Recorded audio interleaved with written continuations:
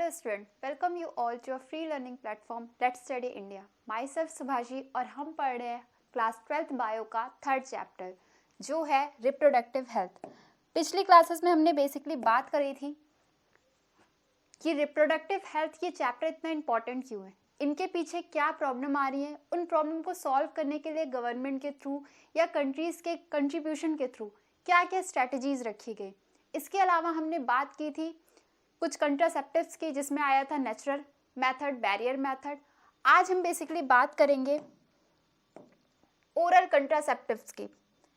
ठीक है, ये जो कंट्रासेप्टिव्स है इनमें कुछ केमिकल्स का रोल है। वो केमिकल्स क्या है?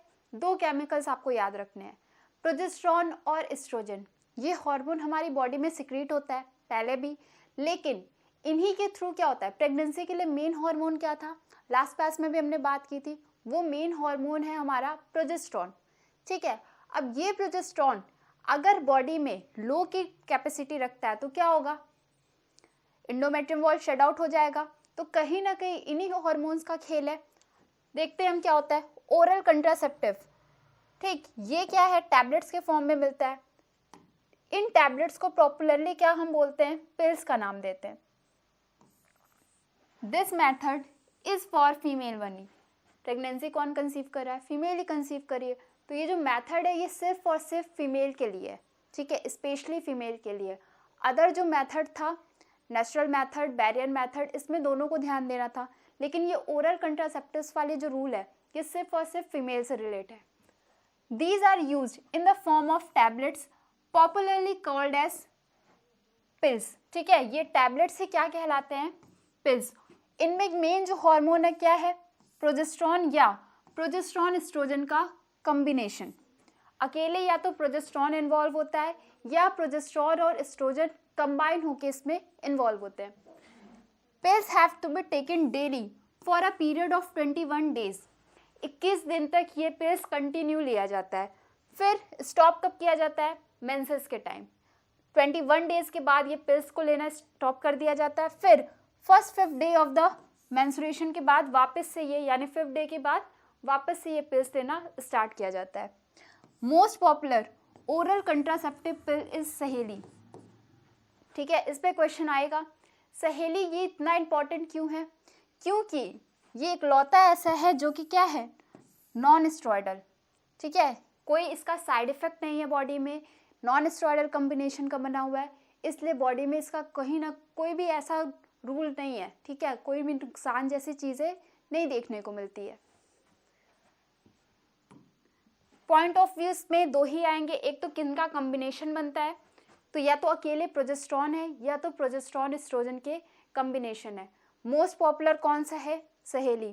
कैसे यूज करते हैं, 21 डेज तक कंटिन्यू, उसके बाद फर्स्ट 5th डे मेंसेस के बाद से वापस से स्टार्ट होता है। ये डायग्राम है, ठीक है, सहेली और ये बेसिकली जो भी अदर कंट्रासेप्टिव पिल्स होते हैं उनका। इंजेक्शन या इम्प्लांट। इंजेक्शन और, अच्छा आप सोचो आपको बहुत हाई फीवर है और बहुत नॉर्मल, 2 पर्सन है, एक को बहुत हाई फीवर है और एक को नॉर्मल सा फीवर है। अगर किसी को नॉर्मल सा फीवर है, ठीक, तो उस केसेस में डॉक्टर क्या एडवाइस करते हैं, टैबलेट्स देते हैं। लेकिन अगर किसी को बहुत हाई फीवर है तो पहले आप डॉक्टर के पास जाओगे, टेस्ट कराओगे, तो वो पहले इंजेक्शन प्रोवाइड करते हैं आपको। होता है ऐसा, इंजेक्शन का जो रोल है बॉडी में वो तुरंत दिखता है। ठीक है, तो कहीं ना कहीं ये जो इंजेक्शन या इम्प्लांट है ये भी ओरल कंट्रासेप्टिव, बस वो टैबलेट्स के फॉर्म में था और इसमें डायरेक्ट जो केमिकल्स है वो इंजेक्ट कराए जाते हैं शरीर में। Progesterone along the combination with, ठीक है, या तो प्रोजेस्टेरॉन अलोन रहेगा अकेला या कॉम्बिनेशन विथ किसके होगा, एस्ट्रोजन। टैबलेट्स में भी यही रूल था, या तो प्रोजेस्टेरॉन का बना होता था या एस्ट्रोजन और प्रोजेस्टेरॉन के कॉम्बिनेशन से बना होता था। Used by females as injection under the skin. ठीक, ये इंजेक्शन के थ्रू स्किन के अंदर दिया जाता है। They are effective period longer than the pills but action is similar. दोनों का ही एक्शन सेम है, लेकिन इफेक्टिव पीरियड किसका ज़्यादा है, इंजेक्शन का, ना कि ओरल कंट्रासेप्टिव का। ठीक है,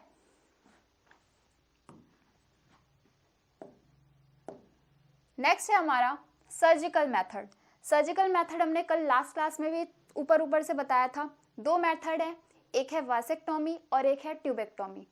वैसेक्टोमी में क्या कट किया जाता है मेल के लिए, पहले तो ये सर्जिकल मेथड है।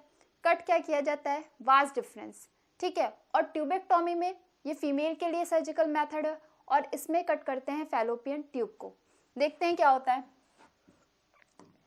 ये हमारे एनसीईआरटी का ही डायग्राम है, इसमें आप देख लो क्या हो रहा है। वास डिफरेंस कट है, स्मॉल सीजन लगा के उसको कट किया जाता है और फिर टाइड अप कर दिया जाता है। द स्टेरिलाइजेशन वर्ड ये याद रखना है, ठीक है। Process in male is called vasectomy. In this process small part of vas deferens, यहीं से आया है वैसेक्टोमी, ठीक है। वास डिफरेंस के स्मॉल पार्ट को क्या किया जाता है, कट किया जाता है। इज रिमूव्ड और tied up through a small incision on the scrotum. Scrotum क्या था, किसी को याद है? टेस्टिस एक पाउच लाइक कवरिंग में रहता है, उस कवरिंग को हम क्या कहते हैं, स्क्रोटम। तो बेसिकली यहाँ पे क्या हो रहा है, या तो वास डिफरेंस को थोड़ा सा उसका पार्ट कट कर दिया जाता है या टाइड अप कर दिया जाता है। और किससे टाइड अप कर दिया जाता है, स्क्रोटम पे, ठीक। ये होता है प्रोसेस वैसेक्टोमी में। क्वेश्चन आता है कि क्या ये प्रोसेस रिवर्सिबल है? नहीं, ये प्रोसेस इरिवर्सिबल है। मतलब एक बार ये प्रोसेस कर लिया जाए तो अगर बाद में प्रेगनेंसी कंसीव करना चाहें, ठीक है, मेल या फीमेल दोनों के लिए बोल रहे हैं, तो वो प्रोसेस पॉसिबल नहीं है। क्यों? क्योंकि ये आप देखो ना, ये जो नाम है स्टेरिलाइजेशन, बेसिकली इसका मतलब क्या है कि वो इनफर्टाइल हो जाएंगे अब, ठीक। वो बाद में कोई भी बेबी कंसीव नहीं कर सकते। ट्यूबेक्टोमी, ट्यूबेक्टोमी में सेम प्रोसेस, बस फीमेल के लिए होता है। और फीमेल का क्या कट होगा, फैलोपियन ट्यूब, ठीक है। In this method a small part of fallopian tube is removed और tied up through a small incision in the abdomen. वो कहाँ पे टाइड अप हुआ था, स्क्रोटम में, और ये कहाँ पे टाइड अप हो रहा है, एब्डोमेन में, और थ्रो वजाइना, ठीक है।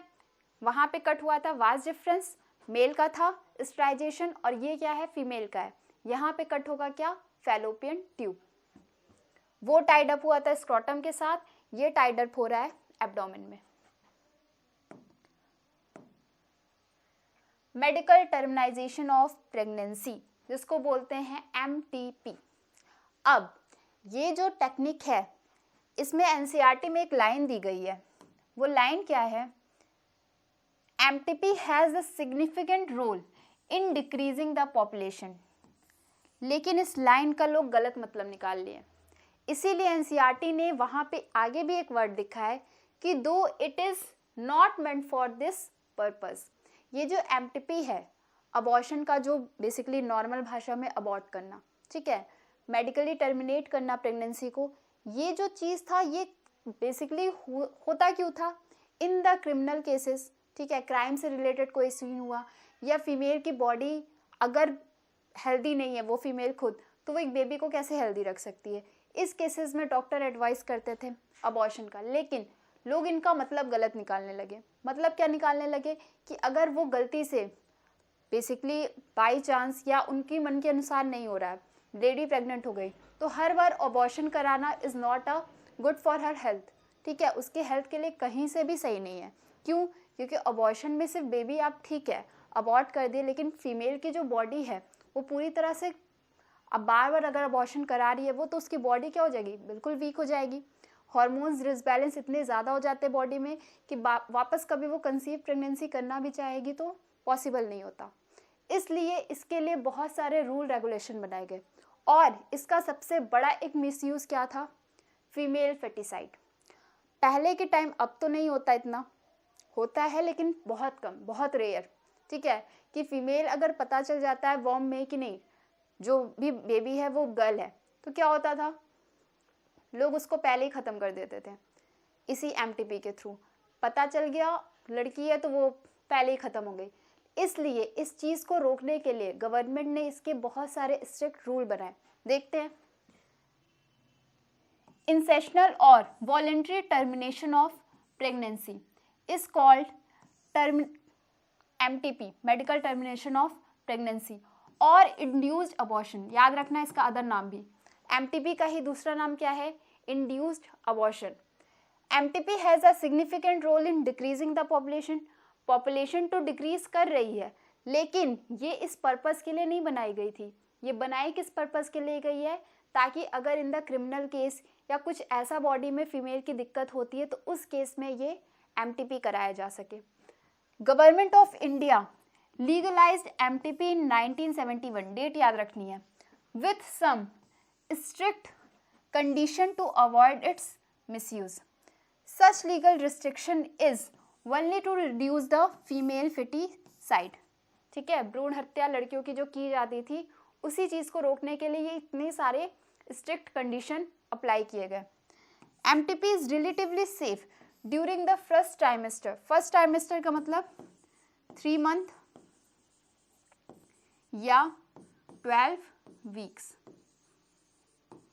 ठीक है, एमटीपी जो है ये सेफ कब है? 3 मंथ के टाइम या फर्स्ट ट्राइमेस्टर या 12 वीक। क्यों? क्योंकि इस टाइम जो एम्ब्रियो है वो प्रॉपर डेवलप नहीं होता। ठीक, प्रॉपरली उसके ऑर्गन्स नहीं डेवलप हो पाते, इसलिए आसानी से इसको बॉडी से रिमूव करना आसान हो जाता है बेसिकली। लेकिन बाद में जब आप खुद ही सोचो 6 मंथ 7th मंथ के बेबी जब हो जाते हैं उस केस में तो वो प्रॉपरली बॉडी में डेवलप हो गए उनके ऑर्गन। उस केस में एमटीपी अगर कराया जाएगा तो ये बहुत ज़्यादा सीवियर केसेस होगा। किसके लिए? बच्चा तो बेसिकली वो तो अबॉर्ट होने के बाद वैसे भी ख़त्म हो जाएगा, फीमेल की बॉडी सफ़र करेगी, जान के खतरा उसका हो जाएगा। क्यों? क्योंकि एमटीपी के बाद ब्लीडिंग बहुत एक्सेसिव होने लगेगी और उतनी ब्लीडिंग किसी भी बॉडी के लिए सही नहीं है। इसलिए सेफ पीरियड इसका क्या है? फर्स्ट ट्राइमेस्टर या 3 मंथ या 12 वीक्स।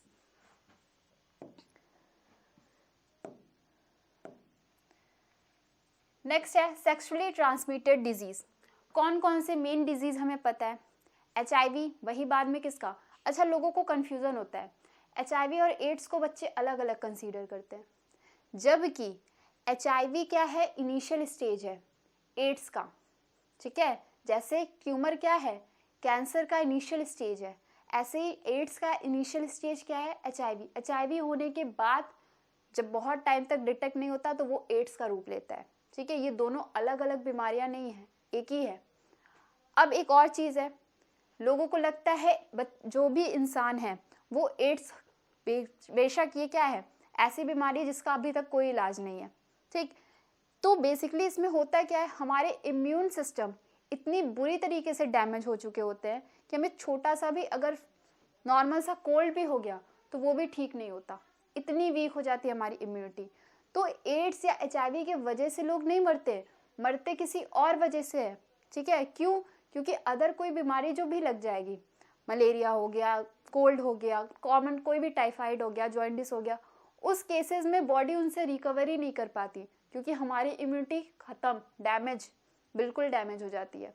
तो छोटी से छोटी बीमारी से भी हम फाइट नहीं कर पाते और किसी अदर बीमारी की वजह से हम ख़त्म हो जाते हैं। देखते हैं डिजीज और इन्फेक्शन। ठीक है, which are transmitted through sexual intercourse called as STD, venereal disease या reproductive tract infection। इसी STD को 2 और नामों से भी जाना जाता है, क्या? venereal disease या RTI। RTI यानी reproductive tract infection। अब एग्जाम्पल इसका क्या है? Gonorrhoea, syphilis, genital herpes, chlamydiasis, genital wart, trichomoniasis और हेपेटाइटिस बी एंड एचआईवी। ये जो नाम है आपको नाम एज इट इज़ याद होने चाहिए, ज़्यादा नहीं है, 1-2 बार पढ़ेंगे तो याद हो जाएगा। इनमें से कुछ नाम gonorrhoea, syphilis, genital herpes, hepatitis B और एचआईवी, ये आपने पहले भी सुना होगा कहीं ना कहीं। नाम जो नया है वो क्या है? क्लैमिडाइसिस, जेनाइटल वॉर्ट और ट्राइकोमोनियासिस। ये 3 नाम जो है वो नए हैं, याद कर लो एक बार में। अब एक्सेप्ट क्या है?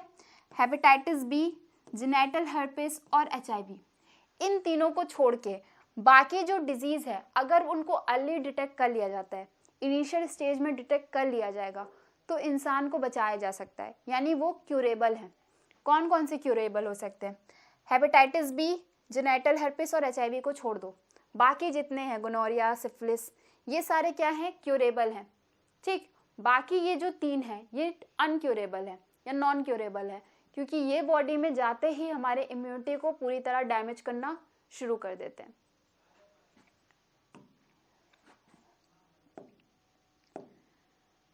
सिम्टम्स क्या होते हैं? इनके जो मेन सिम्टम है वो क्या है? ईचिंग है, ठीक, फ्लूइड डिस्चार्ज होता है, slight pain, swelling etcetera in the genital region. अब एक चीज़ और है, अगर मेल में सेक्सुअली ट्रांसमिटेड डिजीज़ उनको कोई है तो मेल के केस में जल्दी पता चल जाता है, ये फैक्ट है। इसका रीज़न अभी हम बताते हैं ऐसा होता क्यों है, लेकिन ये चीज़ है कि मेल के सेंस में इसका इम्पैक्ट जल्दी दिख जाता है, सिम्टम्स आसानी से दिख जाते हैं, आसानी से नहीं जल्दी कह सकते हम। लेकिन फीमेल की बॉडी में अगर कोई सेक्सुअली ट्रांसमिटेड डिजीज़ है तो बहुत बार, यानी अगर आप 20 फीमेल ले रहे हो तो कोई एक ही होगी जिसको पता होगा कि नहीं आप 20 फीमेल सेक्सुअली ट्रांसमिटेड डिजीज़ वाली ले रहे हो, ठीक है, उन 20 में किसी एक ही को पता होगा कि नहीं उससे कोई डिजीज़ है, बाकी जो 19 होंगी उनको नहीं पता होगा। ऐसा होता है इसलिए क्योंकि पीरियड्स के टाइम, मेंस्ट्रुअल साइकिल के टाइम वैसे भी पेन होता है, फीमेल की बॉडी जब वीक होती है तब भी फ्लूइड डिस्चार्ज होता है, और बहुत सारे ऐसे केसेस हैं जिनमें ये सारे सिम्टम्स क्या होते हैं, सिमिलर देखने को मिलते हैं। तो उस केसेस में फीमेल, क्योंकि उन्हें लगता है कि नहीं ये तो नॉर्मल है, पहले भी हुआ है, तो वो तुरंत डॉक्टर के पास नहीं भागती। लेकिन मेल में ये चीज़ आसानी से समझ में आ जाता है, ऑब्वियस सी बात है, उनके अंदर हार्मोनल डिसबैलेंस फीमेल के कंपैरिजन में कम होते हैं, मेंसेस नहीं होते उनको, तो वैसे भी पेन वाली थोड़ी भी दिक्कत होती है तो आप खुद ही के घर में देख लो, लड़के और लड़कियों में स्ट्रॉन्ग पेन को झेलने में कौन होता है? लड़कियां ज़्यादा स्ट्रॉन्ग होती हैं। क्यों? क्योंकि उनकी हैबिट हो जाती है इतना झेलते झेलते, ठीक है। हमने कोई जेंडर डिस्क्रिमिनेशन नहीं किया, पहले ही बता दे रहे हैं, ये फैक्ट है, मान सकते हो तो मान लो, नहीं तो कोई बात नहीं। In the case of female it may asymptomatic and hence may remain undetected for long. Female के सेंस में इनका कोई सिम्टम समझ ही नहीं आता, ठीक है, सिम्टम आते हैं, उनके भी केस में सिम्टम आते हैं, लेकिन वो सिम्टम इतने कॉमन होते हैं कि फीमेल जज नहीं कर पाती, और फिर काफ़ी लंबे समय तक उनको पता ही नहीं चलता कि उनको कोई ऐसी बीमारी है। In the later stage it may leads to pelvic inflammatory disease, PID, ठीक है, पेल्विक इन्फ्लामेटरी डिजीज, या अबॉर्शन हो जाता है। स्टिल बर्थ का मतलब बच्चा कोख में ही मर जाता है, ठीक है, वॉर्म में ही, वो बिना बर्थ के ही मर जाता है। एक्टोपिक प्रेगनेंसी का मतलब क्या होता है? इतने भारी भरकम से नाम है, इनफैक्ट नाम हम भी जब पढ़ते थे तो हमको भी नहीं पता था इनकी मीनिंग, लेकिन वो होता है ना कि हर चीज़ का मतलब जानने की इच्छा होती है। स्टिल बर्थ का मतलब बेबी जब कोख में है तभी वो मर जाता है, और एक्टोपिक प्रेगनेंसी का मतलब जब IVF के थ्रू ओवा को बाहर लाके फर्टिलाइज किया जाता है तो ओवा प्रॉपरली फर्टिलाइज नहीं हो पाता, वो तब भी डिस्ट्रॉय हो जाता है, ये होती है एक्टोपिक प्रेगनेंसी, ठीक। इनफर्टिलिटी और even cancer of reproductive tract, क्या क्या प्रॉब्लम होती है अगर फीमेल के सेंस में, ये बाद में पता चलता है। तो पहले तो PID, पेल्विक इन्फ्लामेटरी डिजीज, ठीक है, और क्या हो सकता है? अगर प्रेग्नेंट है लेडी तो अबॉर्शन का खतरा है, या स्टिल बर्थ, बेबी कोख में ही सर्वाइव करना बंद कर देता है, या एक्टोपिक प्रेगनेंसी, या इनफर्टिलिटी, ये मेन है, ठीक है। और even cancer in the reproductive tract, cancer का भी खतरा बहुत ज़्यादा तक बढ़ जाता है।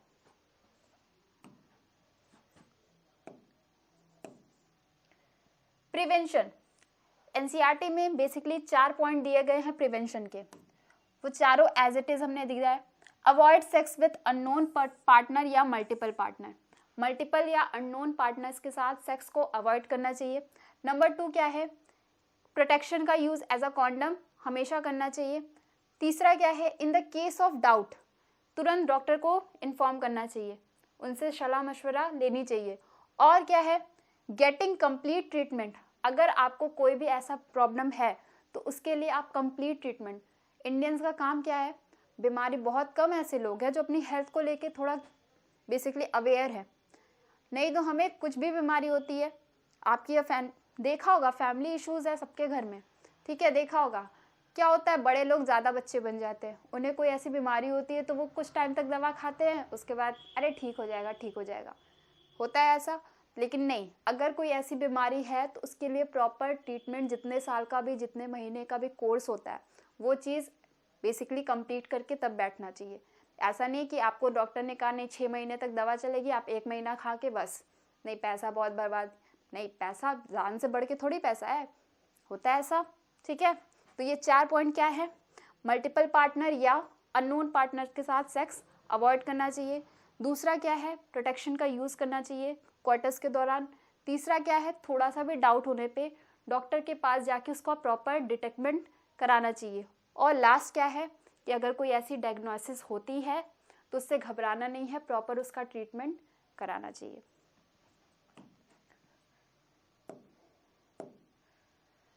इनफर्टिलिटी, इनफर्टिलिटी का मतलब बिना किसी प्रोटेक्शन के भी अगर जो पार्टनर है, ठीक है, या जो कपल है, वो बेबी को कंसीव नहीं कर पा रहे हैं, प्रोटेक्शन का यूज़ करें तो वैसे भी क्या बेबी कंसीव नहीं हो सकता, कोई कंट्रासेप्टिव का यूज़ करे तब भी बेबी नहीं, तो बेसिकली इन सब का यूज़ किए बिना भी अगर बेबी कंसीव नहीं हो रहा है तो उस केस में हम इनफर्टिलिटी या इनफर्टाइल कपल बोल सकते हैं, ठीक। Problem of infertility may be in male और फीमेल, ये हमारी सोसाइटी में सबसे मेन चीज़ है जो समझने की ज़रूरत है लोगों को, कि इनफर्टिलिटी के लिए सिर्फ अकेले फीमेल जिम्मेदार नहीं हो सकती, मेल की भी बॉडी, इनफैक्ट मेल की बॉडी में ज़्यादा प्रॉब्लम होती है। क्यों? क्योंकि आजकल के जो हैबिट्स हैं, ठीक है, हमारे खाने के, हमारे रहने के, या हमारे जो डेली रूटीन के हैबिट है, वो बेसिकली कहीं ना कहीं डैमेज कर रहे हैं क्या, हमारे रिप्रोडक्टिव लाइफ को। मेल के सेंस पे आप देख लो, ऐसा नहीं हम लड़कियों को भी बोल रहे हैं बेसिकली, लेकिन देख लो आप आसपास में आज के टाइम में स्मोकिंग का ट्रेंड आ गया, हो रहा है ऐसा। तो ये जो स्मोकिंग है या कोई भी ड्रग्स आप यूज़ कर रहे हो, उसके सेंस में क्या है, स्पर्म काउंट कम हो जाते हैं। और हमने नॉर्मली लास्ट क्लास में बताया था, लास्ट चैप्टर में, कि 200 से 300 मिलियन स्पर्म तो वैसे ही प्रोड्यूस होने चाहिए, अगर उनसे कम हो रहे हैं तो वैसे भी इनफर्टिलिटी वाले जो चांस होते हैं वो बढ़ जाते हैं, ठीक है। प्रॉब्लम ऑफ इनफर्टिलिटी में भी मेल और फीमेल दोनों में ही हो सकते हैं, सिर्फ फीमेल या सिर्फ मेल को हम जिम्मेदार नहीं मान सकते। रीज़न क्या है? फिजिकल, कॉन्जेशनल डिजीज, ड्रग्स, इम्यूनोलॉजिकल और साइकोलॉजिकल, ये पांचों ही रीज़न जिम्मेदार है किसके लिए? इनफर्टिलिटी के लिए। कोई बहुत ज़्यादा अगर दवा, ड्रग्स का मतलब ये नहीं है कि सिर्फ नशीली पदार्थ, नहीं, बहुत टाइम तक कोई दवा भी अगर इंसान खाता है तब भी उसके अंदर बॉडी में जो हार्मोन्स होते हैं वो इनबैलेंस हो जाते हैं, उस केस में भी कुछ टाइम तक इनफर्टिलिटी, लेकिन वो क्या है, क्योरेबल है। डॉक्टर से अगर कंसीडर करेंगे तो वो बेसिकली उनका इलाज बता देते हैं। इम्यूनोलॉजिकल, पहले से ही बॉडी में कुछ ऐसी प्रॉब्लम है, या साइकोलॉजिकल भी इसका इम्पैक्ट देखने को मिलता है, ठीक है।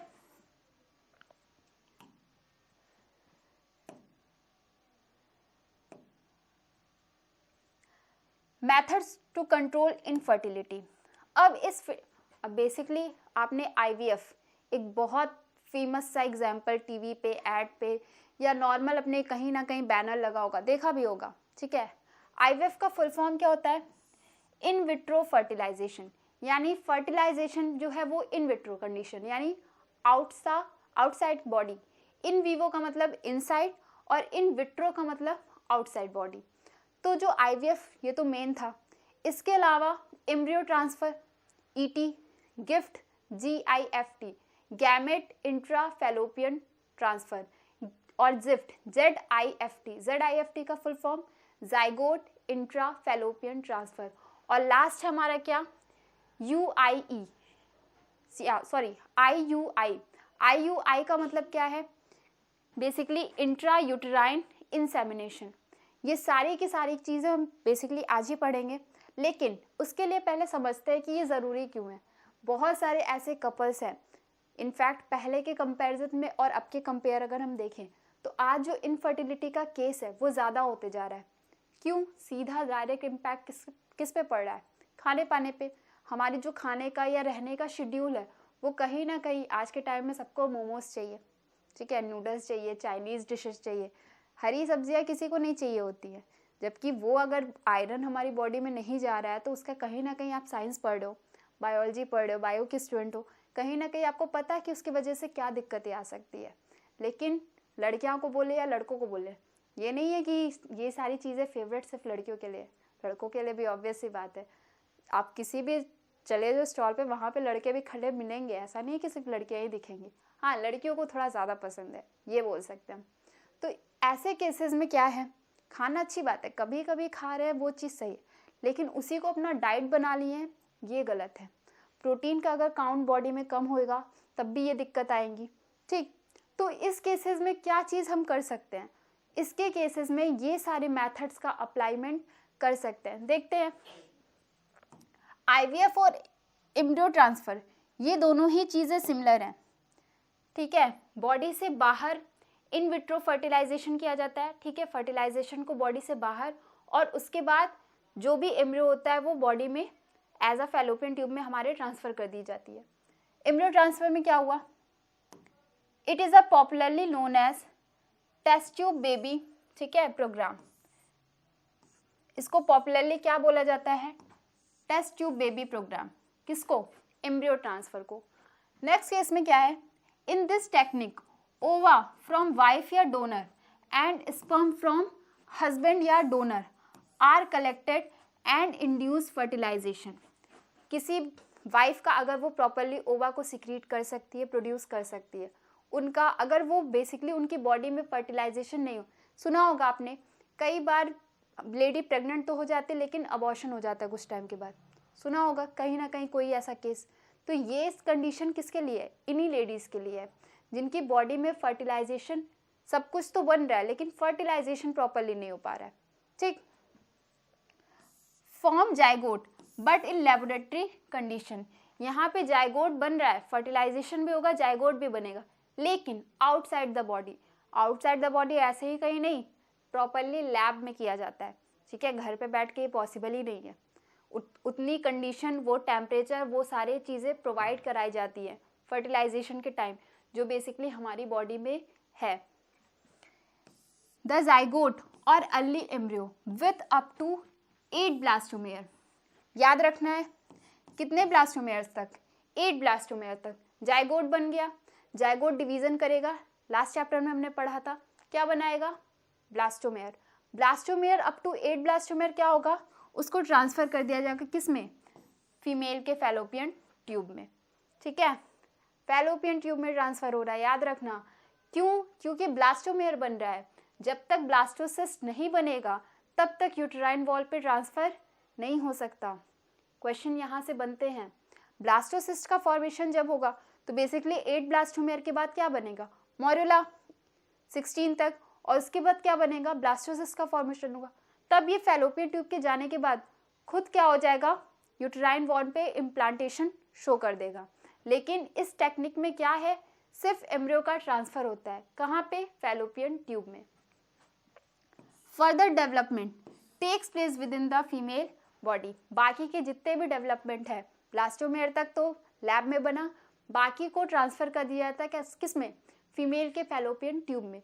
तो बाकी जितने भी डेवलपमेंट है वो कहाँ होंगे, फीमेल की बॉडी में ही होंगे। ठीक है,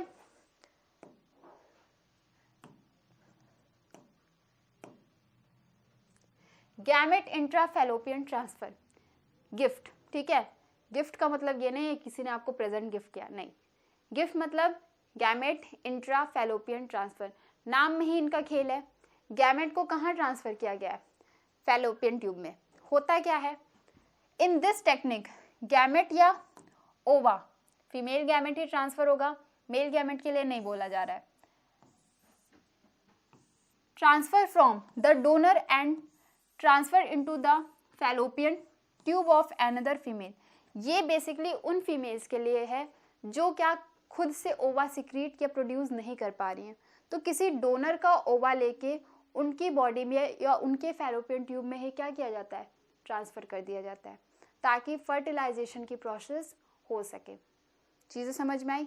ये कब अप्लाई किया जा सकता है, जब कोई फीमेल प्रॉपरली ओवा को प्रोड्यूस नहीं कर सकती, तो किसी अदर फीमेल का ओवा दूसरी वाली फीमेल की बॉडी में इंसर्ट करा दिया जाता है। ठीक है,